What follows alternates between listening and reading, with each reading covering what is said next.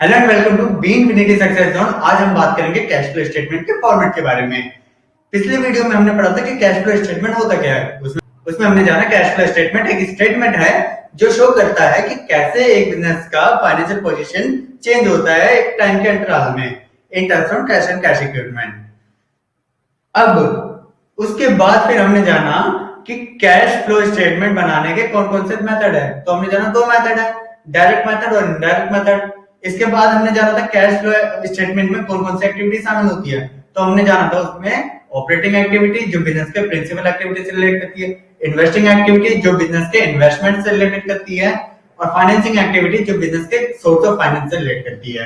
ठीक है, ये तीन एक्टिविटी के बारे में हमने जाना था। इसके अलावा और हम बात करने वाले हैं आज इसके फॉर्मेट के बारे में कि फॉर्मेट कैसे बनाना है।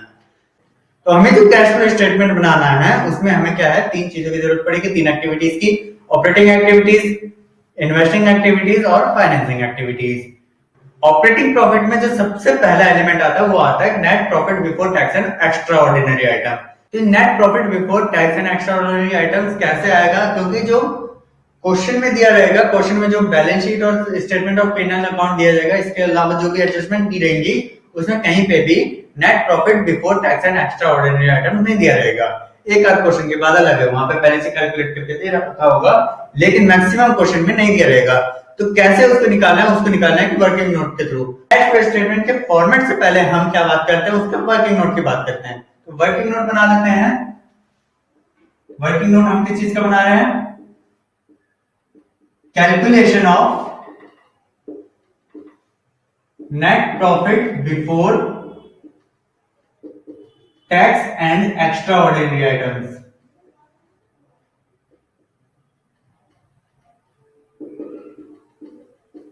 ठीक है, ये पर्टिकुलर्स बना लेते हैं यहाँ पे और एक यहाँ पे अमाउंट।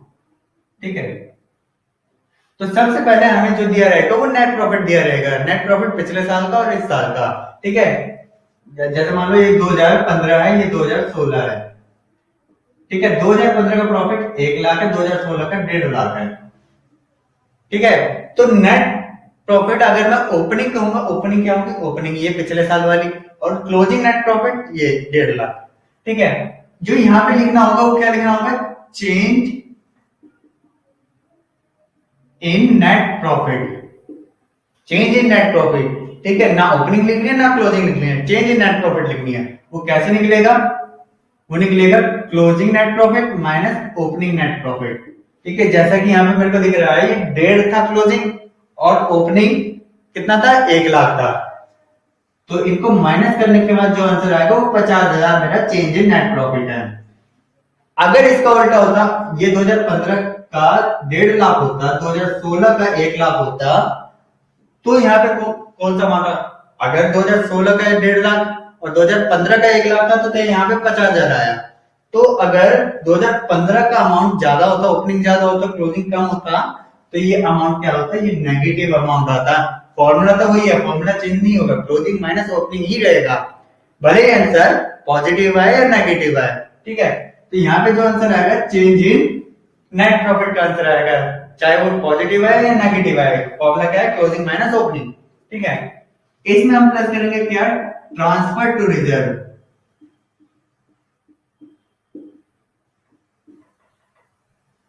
ठीक है, ये आपके बैलेंस शीट में और नोट टू अकाउंट में दिया रहेगा दोनों साल का बैलेंस और रिजर्व, जो कि हम माइनस करके हम निकाल देंगे कितना ट्रांसफर हुआ है। जैसे मान लो ओपनिंग रिजर्व था 1 लाख और क्लोजिंग रिजर्व था हमारा 2 लाख, तो हमने रिजर्व में कितना ट्रांसफर किया होगा कि वो 1 लाख से बढ़कर 2 लाख हुआ, तो वो 1 ही लाख ट्रांसफर किया होगा ना रिजर्व में। तो इसका ही फॉर्मूला क्या बना, क्लोजिंग माइनस ओपनिंग। अगर हमने यहाँ पे मान लो 2 लाख होता, ओपनिंग 2 लाख होता, क्लोजिंग 1 लाख होता, तो यानी कि हमने ट्रांसफर कितना किया, नेगेटिव 1 लाख, है ना, नेगेटिव 1 लाख हमने ट्रांसफर किया, ऐसा होता। जो भी आंसर आएगा नेगेटिव है पॉजिटिव है वो भी यहाँ पे प्लस कर देना है। ठीक है, फिर उसके बाद प्रोविजन। ठीक है, प्रोविजन आपका टैक्स को लेके हो सकता है, डाउटफुल डेब्ट्स को लेके हो सकता है, किसी भी चीज को लेके हो सकता है। ठीक है, वो प्रोविजन यहाँ पे आ जाएंगे, जो भी प्रोविजन बनाए होंगे आपने। ठीक है, वो प्रोविजन निकालने का भी तरीका सेम है, क्लोजिंग माइनस ओपनिंग।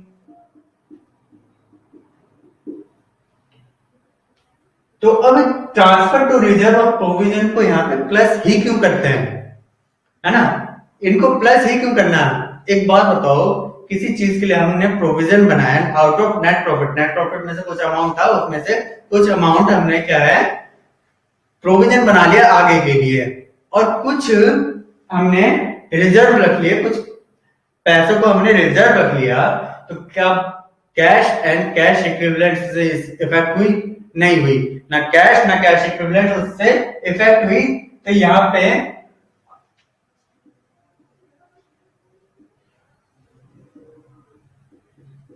जो पीएनएल अकाउंट आप बनाया करते थे, पीएनएल अकाउंट में यहाँ पे रिजर्व आता था, जनरल रिजर्व, और प्रोविजन भी यहीं पे आता था, ठीक है, जिसकी वजह से हमारी नेट प्रॉफिट क्या हो जाती थी, कम हो जाती थी, है ना?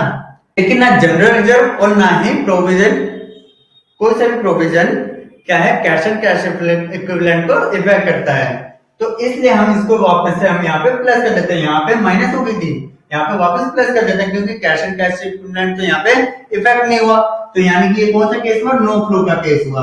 नो फ्लो के केस को हम वापस क्या है ठीक कर देते हैं, प्लस कर देते हैं, ठीक है। तो हमने प्लस कर दिया रिजर्व भी और प्रोविजन भी। उसके बाद आएगा हमारा क्या, प्रोपोज्ड डिविडेंड।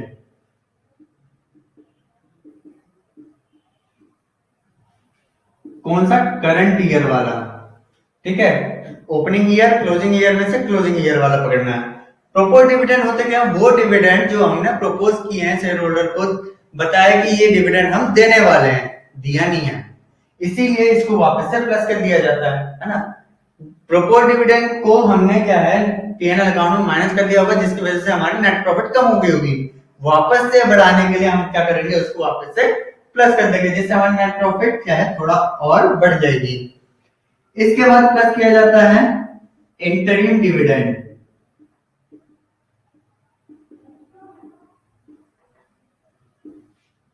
इंटरिम डिविडेंड को क्यों प्लस करना है? क्योंकि इंटरिम डिविडेंड तो वो डिविडेंड है ना जो हमने प्रपोज की थी और दे भी दी। इसको तो इसलिए प्लस किया था क्योंकि दी नहीं है। इसको हम क्यों प्लस करें? क्योंकि ये तो दे भी दी। इसको इसलिए प्लस करें क्योंकि ये इंटरिम डिविडेंड का जो खेल है वो कहां का खेल है? वो फाइनेंसिंग एक्टिविटी का खेल है ना। सोर्स ऑफ फंड था इक्विटी, वो हमने जनरेट किया, उसके बदले ही तो हम डिविडेंड दे रहे हैं, तो वहां का खेल है। यहाँ पे हम इसको क्या है वापस से प्लस कर देते हैं। इसके बाद एक चीज है जो माइनस होगी, वो एक चीज क्या है? वो एक चीज है टैक्स रिफंड। टैक्स रिफंड का क्या मतलब है? मान लो मैंने एडवांस टैक्स सबमिट किया, मान लो 1 लाख रुपए, गवर्नमेंट को 1 लाख रुपए एडवांस टैक्स दिया, लेकिन साल के लास्ट में मेरे को पता चला, सारी असेसमेंट करने के बाद मेरे को पता चला जो मेरी टैक्स लायबिलिटी होनी थी वो असल में 90,000 होनी थी, है ना। जो टैक्स लायबिलिटी जो होनी थी मेरी वो 90,000 होनी थी, जो मैंने 1 लाख रुपए दे दिया। तो क्या मैं इसका रिफंड लूंगा? नहीं लूंगा। तो जो 10,000 रिफंड आएगा वो यहाँ पे हमें माइनस कर देना चाहिए, है ना, क्योंकि ये सारे एक्सपेंस थे, ये इनकम थी, ऑपरेटिंग से इसका कोई लेना देना नहीं है। तो हमने यहाँ पे क्या है एडजस्ट कर लिया इन चीजों को। ये सारी एडजस्टमेंट कर लेने के बाद क्या आएगा हमारा? इसके बाद आएगा हमारा नेट प्रॉफिट बिफोर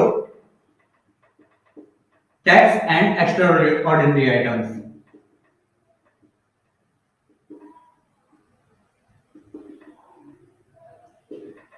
जो कि हम निकाल रहे थे।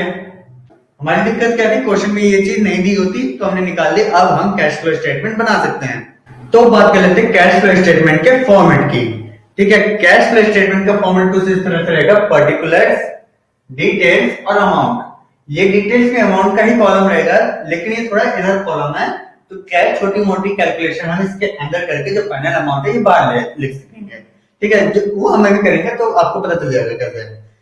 कैश फ्लो स्टेटमेंट का उद्घाटन कौन करता है? Cash flow from operating activity.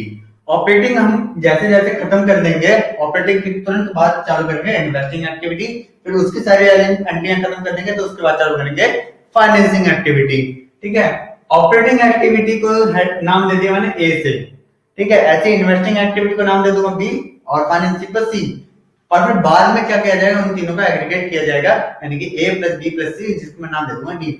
वो आगे देखते हैं कि कैसे करना है। कैश फ्लो स्टेटमेंट का उदाहरण कौन करता है? Cash flow from operating activities. और cash flow from operating activities का उद्घाटन कौन करेगा? Cash flow from operating activities में सबसे पहली एंट्री आएगी किस चीज की? Net profit before tax and extraordinary items.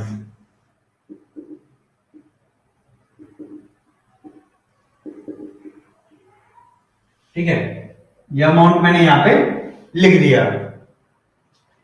फिर इसके बाद ये एंट्री आ गई। फिर आगे की जो कार्रवाई होगी वो हम क्या है, सब हेडिंग्स में करेंगे। ठीक है, चीजें क्या है, सिस्टमेटिक होनी चाहिए। सिस्टमेटिक होगा तो जल्दी समझ आएगा। अगर मैं सारी एंट्री एक ही बार में plus minus plus minus plus minus करता जाऊं तो पता नहीं चलेगा कि क्या चीज प्लस हो रही है, क्या चीज माइनस हो रही है, मुचड़ मुचड़ हो जाएगा बहुत ज्यादा। तो हम पहले क्या कर लेते हैं, हेडिंग बना लेते हैं। तो सबसे पहले हमें क्या करना है, यहाँ पे एडजस्टमेंट करनी है non cash and non operating items की। तो सबसे पहले वो चीजें यहाँ से छान लेनी है जो non cash and non operating items है, उसको यहाँ से हटा देना है। तो हेडिंग डाल देता हूं, adjustment of non cash and non operating items की। इसमें जो प्लस होता है, इसमें जो प्लस होता है वो सारे क्या है, नॉन कैश एक्सपेंसेस और नॉन ऑपरेटिंग एक्सपेंसेस प्लस होते हैं। नॉन कैश इनकम और non cash non operating income minus होती है। ठीक है, तो नॉन कैश एक्सपेंसेस कौन से होते हैं, एक बार ध्यान कर लेते हैं। डेप्रिसिएशन है ना, शॉर्ट में लिख रहा हूं। डेप्रिसिएशन को हम यहाँ पे क्या करेंगे, यहाँ पे हम डेप्रिसिएशन को प्लस करेंगे, क्योंकि हमें पता है कि डेप्रिसिएशन क्या है, नॉन कैश एक्सपेंस है। ठीक है, यानी कि कैश एंड कैश इक्विवेलेंट पे इसका कोई असर नहीं है, यानी कि नो फ्लो की एंट्री है, इसको वापस से प्रॉफिट में प्लस कर देते हैं। इसके साथ ही डेप्रिसिएशन के साथ ही अलग से ना लिख के एमोर्टाइजेशन भी इसी में प्लस कर देता हूं, है ना। एक तरह से तो डेप्रिसिएशन ही है ना, किसी एसेट की वैल्यू गिरा रही है ना, डेप्रिसिएशन ही नहीं है, एक तरह से डेप्रिसिएशन है। तो ये भी मैंने प्लस कर दिया। इसके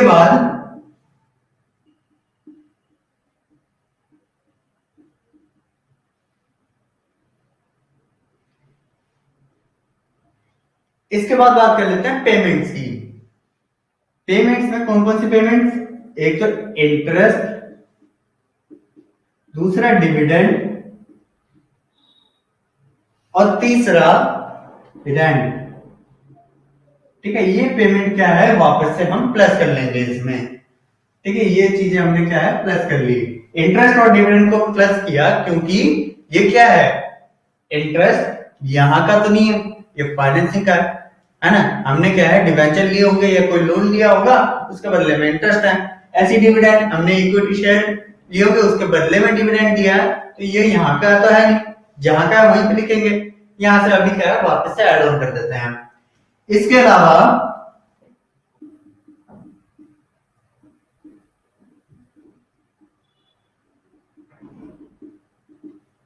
loss on sales of fix asset, यानी कि कोई फिक्स एसेट को सेल करने पर जो लॉस हुआ है वो भी हम यहाँ पे प्लस करेंगे, क्योंकि फिक्स एसेट रिलेटेड है किससे, इन्वेस्टिंग एक्टिविटीज से।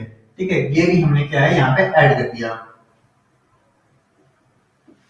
इसके बाद माइनस करने वाली चीजें, ठीक है, ये जो चीजें थी ये प्लस करनी है। माइनस इसके बाद क्या करना है, माइनस करना है इसी का उल्टा, है ना। ये लॉस था तो यहाँ पे gain on sale of fix assets, ये यहाँ पे माइनस कर देना है।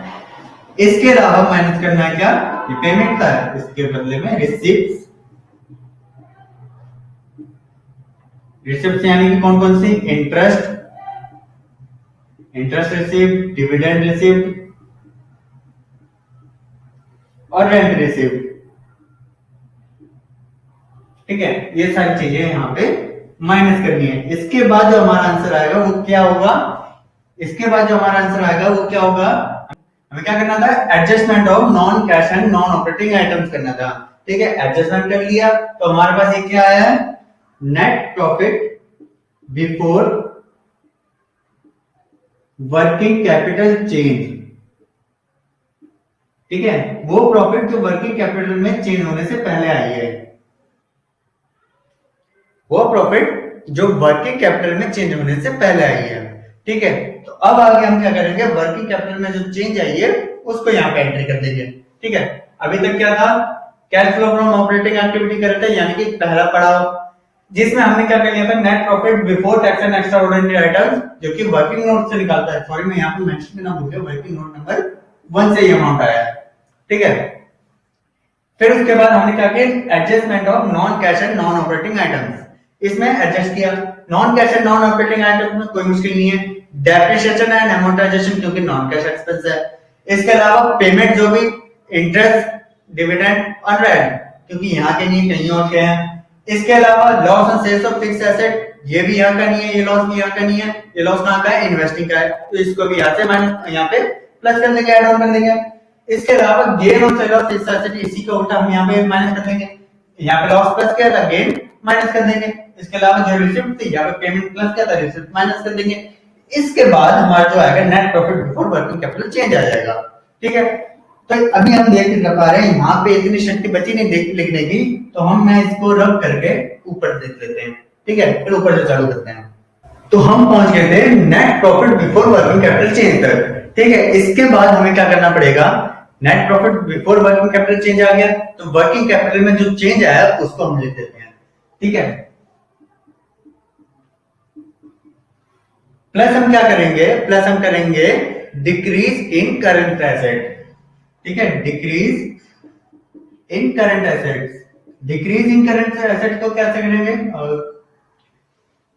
मतलब ये हमें पता कैसे चलेगा करंट एसेट डिक्रीज हो रही है, हम बैलेंस शीट देखेंगे, वहां पे ओपनिंग और क्लोजिंग को कंपेयर करेंगे, क्लोजिंग हमारी कम आ रही होगी, तो यानी कि डिक्रीज हो रहा है current asset. Current asset decrease हो रहा है, तो उसकी एंट्री यहाँ पे क्यों हो, प्लस क्यों किया जाए, करंट एसेट को यहाँ पे प्लस क्यों करना है, करंट एसेट के डिक्रीज होने का मतलब है यानी कि हमारे पास पैसा आया। एक करंट एसेट को पकड़ के देखते हैं, मान लेते हैं स्टॉक को, स्टॉक हमारे पास कम हो रहा है, स्टॉक कम होने का मतलब क्या है, इसको हमने सेल किया होगा, सेल किया होगा तो हमारे पास क्या है, कैश एंड कैश इक्विवेलेंट्स बड़े होंगे, कैश बड़े होंगे, तो कैश बड़े हैं तो यहाँ पे प्लस कर देंगे। इसी तरह दूसरे करंट एसेट को पकड़ते हैं डेटर्स को, डेटर्स कम हो रहा है, इसका मतलब यानी कि डेटर्स ने पेमेंट कर दी होगी, है ना, तो इस वजह से भी हमारा कैश क्या है, कैश एंड कैश इक्विवेलेंट्स बढ़ रहा होगा, तो इस वजह से भी हम क्या करते हैं, करंट एसेट जब भी डिक्रीज होता है उसको हम यहाँ पे प्लस कर देते हैं, ठीक है। करंट एसेट डिक्रीज हो रहा है, प्लस कर दिया। और किस वजह से हम प्लस करेंगे, increase in current liability, current liability अगर इंक्रीज हो रही है तो भी हम प्लस कर देंगे। जैसे मान लीजिए हमने क्या किया, क्रेडिटर्स हमारा इंक्रीज हो रहा है ना, यानी कि हमने उसको, उससे क्या है, गुड्स खरीदे उधार में, है ना, इसी तरह इसको भी प्लस कर देते हैं। माइनस होगा एंडिंग का उल्टा, increase in current asset, increase हो रहा है यानी कि गुड्स हमने खरीदा होगा इसलिए ये इंक्रीज हो रहा है, और decrease in current liability, current liability जैसे मान लीजिए क्रेडिटर्स, क्रेडिटर डिक्रीज हो रहे हैं, इसका मतलब हमने उसको पेमेंट कर दी होगी, कैश गया होगा हमारे पास से, तो ये भी क्या होंगे, माइनस होंगे, ये दोनों माइनस होंगे, ये प्लस होगा। इसके बाद जो हमारा अमाउंट आता है वो आता है operating profit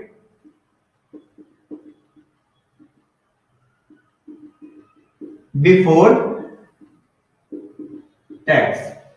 operating profit before tax आ जाने के बाद हमारे पास बस एक काम रह जाता है, ये बिफोर टैक्स का शब्द यहां से हटाना है, तो क्या कर देंगे, हम टैक्स को माइनस कर ही देते हैं इससे, ठीक है, जो भी टैक्स पेड होगा वो हम यहाँ से माइनस कर ही देते हैं। यहाँ पे नेट प्रॉफिट ऑपरेटिंग एक्टिविटी निकाला था ना, हमें एक चीज दिक्कत आ रही है, बिफोर टैक्स लिखा हुआ है, टैक्स को हटा देते हैं, टैक्स पेड माइनस कर देते हैं, तो हमने टैक्स पेड भी माइनस कर दिया, तो अब हमारा ये क्या आया, ए पार्ट हमारा आ चुका है cash flow from operating activities, ठीक है। अगर ये पॉजिटिव आंसर आता है तो, अगर नेगेटिव आंसर आया तो, नेगेटिव आंसर आया तो इसी ए को कैसे लिखना है, cash used in operating activities. ठीक है, यहां पे स्टार लगा देता हूं। ठीक है, इस स्टार का मतलब क्या है? इधर इनफ्लो और आउटफ्लो ऑकर। ठीक है, या तो इनफ्लो आएगा या आउटफ्लो आएगा, दोनों एक चीज एक साथ नहीं आएंगे। ठीक है, ये तो था हमारा cash flow from operating activities. इतना छोटा है, देखो बुक में कितना बड़ा लग रहा है इतना छोटा असल में, और इसके बाहर से कुछ भी नहीं है, यही है जो भी है। ठीक है, नोट डाउन कर लो, फिर आगे हम बढ़ते हैं इन्वेस्टिंग एक्टिविटी पे। Cash flow from operating activities खत्म करने के बाद हम आ गए हैं cash flow from investing activities पर। Cash flow from investing activities deal करता है किस तरह की एक्टिविटीज से जो इन्वेस्टमेंट से रिलेटेड है, क्योंकि बिजनेस के पास जो फंड है उस फंड को बिजनेस कहां कहां किस किस तरह से इन्वेस्ट करती है और इन इन्वेस्टमेंट का क्या रिजल्ट आता है, और इस इन्वेस्टमेंट के साथ जो भी छेड़छाड़ होती है वो इसमें आती है। ठीक है, एंट्री से देखेंगे कि क्या क्या आती है। तो सबसे पहली एंट्री होगी proceeds from sale of fixed assets, यानी कि क्या है, जो भी फिक्स एसेट सेल किया जाएगा वो यहाँ पे क्या कर दिया जाएगा, पहले प्लस कर दिया जाएगा। इसके अलावा और क्या क्या चीजें प्लस होंगी? Proceeds from sale of investments. Investments में भी एक चीज ध्यान देना, other than short term investment.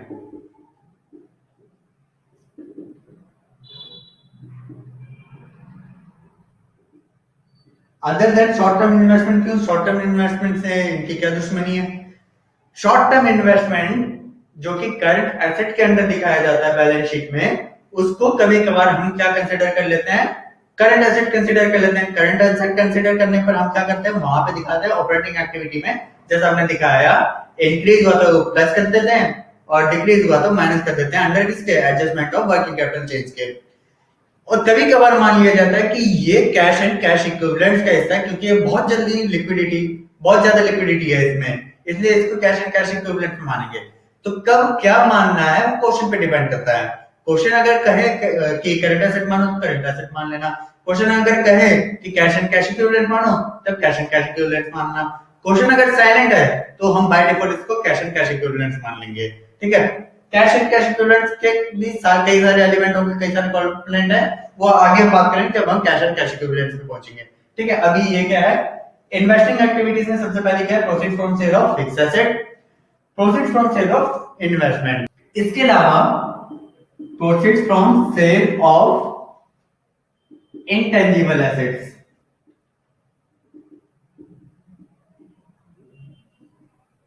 ठीक है, इंटेंजिबल एसेट्स में भी हमने इन्वेस्ट किया होगा, उसको सेल करेंगे तो भी हम यहाँ पे प्लस कर देंगे। तो इन सब अमाउंट को प्लस करना है। इसके अलावा क्या प्लस करना है? इसके अलावा प्लस करना है डिविडेंड एंड इंटरेस्ट रिसीव्ड।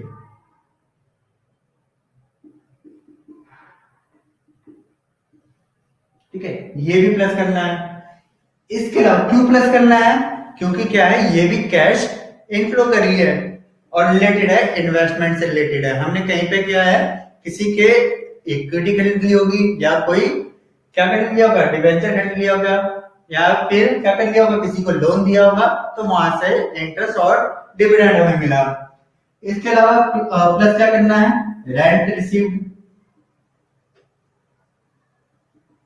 ठीक है, रेंट रिसीव्ड यहाँ पे प्लस होगा। क्यों होगा? क्योंकि हमने एक जगह थी हमारे पास, या बिल्डिंग थी हमारे पास, लैंड या बिल्डिंग थी, जो कि हमने क्या है, इन्वेस्ट किया, इन्वेस्टमेंट के रूप में हमने क्या किया, किराए पे चढ़ा दिया। अब वहां पे जो रेंट आ रहा है वो रेंट हमारा इनकम है, कैश इनफ्लो है, इसीलिए हमने क्या है, ऑपरेटिंग एक्टिविटीज से भी उसको माइनस किया था रेंट रिसीव्ड को, क्योंकि हमें यहाँ पे चाहिए था ये चीज। ठीक है, यहाँ पे चाहिए था, यहाँ पे मिल गया, तो हम यहाँ पे इसको प्लस कर दे रहे हैं। माइनस क्या होंगी? माइनस होंगी इसी का उल्टा, कर रहे हैं तो प्लस कर रहे हैं, और इसको परचेज करेंगे तो माइनस करेंगे। Purchase of fixed assets minus purchase of intangible asset, ठीक है, लाइक गुडविल, है ना, माइनस करेंगे परचेज ऑफ क्या, इन्वेस्टमेंट्स, ठीक है, ये सब चीजें माइनस करने वाली है, ठीक है, दिख रहा है ना। तो अब हमारा क्या है, इन्वेस्टिंग एक्टिविटीज निकल चुका है, ठीक है, इसको हम लिख देंगे कैश फ्लो फ्रॉम या फिर यूज्ड इन इन्वेस्टिंग एक्टिविटीज,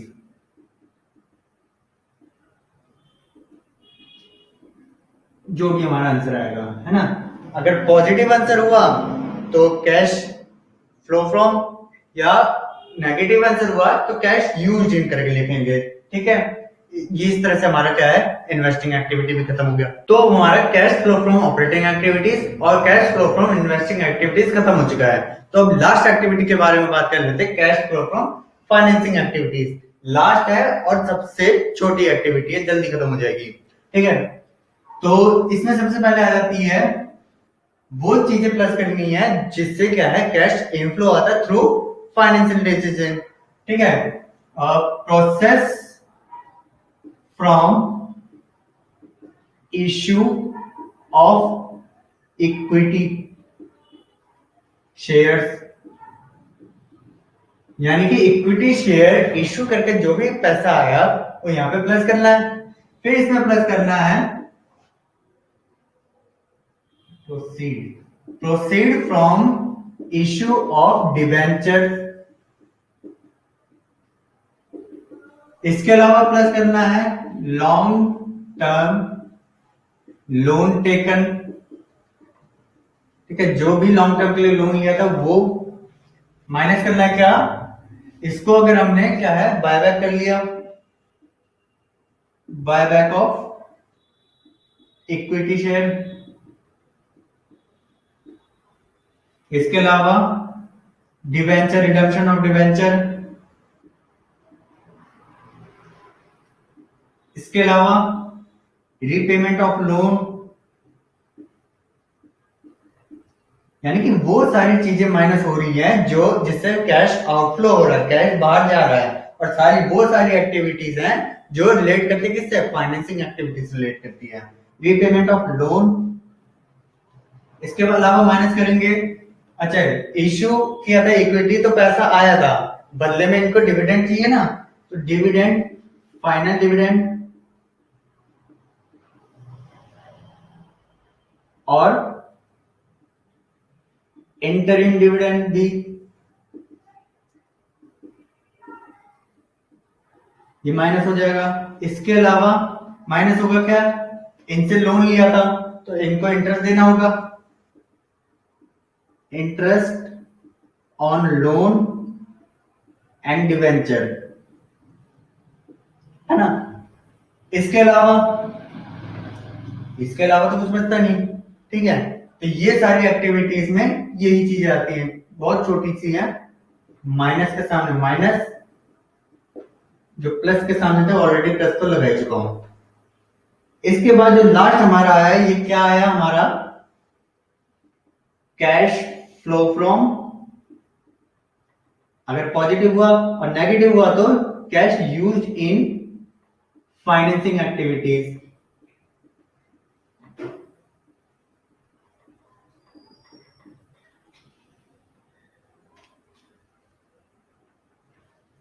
तो तीनों एक्टिविटी यहां पे खत्म होती है। लास्ट एडजस्टमेंट हमने करनी है ओपनिंग और closing cash and cash equivalents की। तो हमारा ऑपरेटिंग भी खत्म हो चुका, इन्वेस्टिंग भी खत्म हो चुका और फाइनेंसिंग भी खत्म हो चुका। अब तीनों के एग्रीगेट की बारी, एग्रीगेट कर लेंगे, यानी कि तीनों को प्लस कर लेंगे डी पार्ट में, ए प्लस बी प्लस सी, तीनों एक्टिविटी से जो भी आंसर आएंगे उनको प्लस कर देंगे। अगर ये नेगेटिव हुआ तो आउटफ्लो, पॉजिटिव हुआ तो इनफ्लो। कैसे लिखेंगे, net cash inflow from, sorry net cash inflow अगर पॉजिटिव हुआ और नेट कैश आउटफ्लो अगर ये नेगेटिव हुआ, ठीक है। इसके बाद हम इसमें क्या करेंगे, लास्ट हमारा काम बचता है ऐड करने का opening cash and cash equivalent.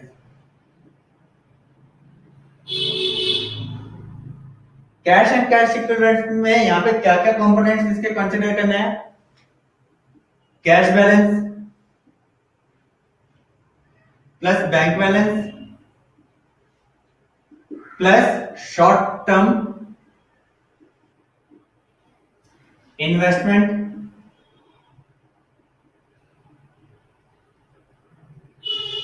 If question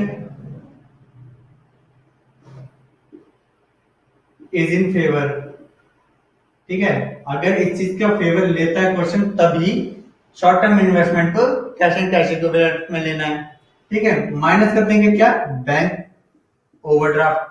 bank overdraft को माइनस क्यों किया जाता है? क्योंकि ये बैंक बैलेंस का नेगेटिव होता है, इसलिए बैंक ओवरड्राफ्ट इसमें माइनस कर लिया जाता है। ठीक है, ये सब चीजें क्या होंगी? कैश एंड कैश इक्विवेलेंट में आएंगी। ये चीजें हमारी प्लस करने पर अगर हमारा जो बैलेंस है, फाइनल बैलेंस है, वो क्या आता है? Closing cash and cash equivalent.